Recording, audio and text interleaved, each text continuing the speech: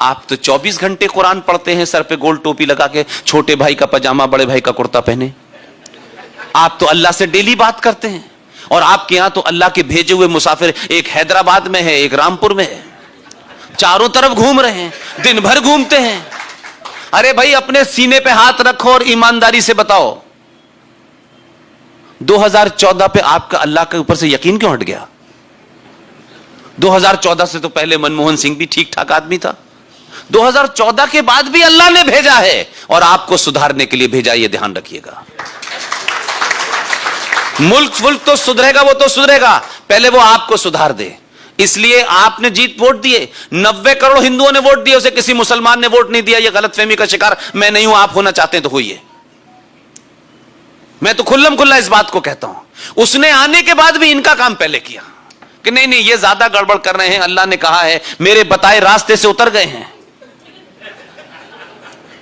उन्होंने फरमाया है कुरान मजीद के अंदर कि जिन लोगों का अल्लाह पे ईमान है, जिनका मुसल्लत ईमान है, जिनका कंप्लीट ईमान है, जो अल्लाह के बताए रास्ते पे चलेंगे, अल्लाह फरमा रहे हैं उसमें, उन्होंने कहा कि मैंने तुम्हारे लिए सब कुछ दिया है, एवरीथिंग, लेकिन मैंने तुम्हें जिंदगी जीने के लिए कुछ रास्ते बताए हैं।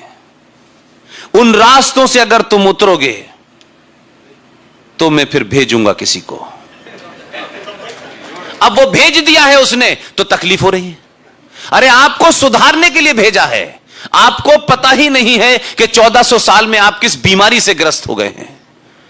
इसलिए 15 साल की ठीक ठाक ट्रेनिंग गुजरात में देने के बाद दिल्ली भेजा, ताकि गलती ना करे, ठीक से ऑपरेशन करे। कहीं ऐसा ना हो कि सर्जरी में मरीज मर जाए।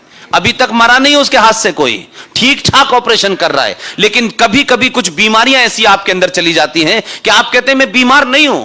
जैसे नशा करने वाले आदमी को आप कितना ठीक करें, उसे नशे की लत छुड़ाने के लिए धीरे धीरे छुड़ानी पड़ती है। एक बार में दवा देंगे तो वो मर जाएगा, इसलिए धीरे धीरे दवा दे रहा है।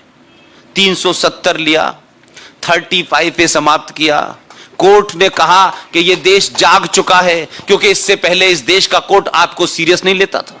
इस देश के कोर्ट की समस्या यह थी कि जैसे इस देश के इंस्टीट्यूशन दंगाइयों से, जिहादियों से डरे होते थे, इसीलिए सुप्रीम कोर्ट भी फैसला देने से पहले डरती थी।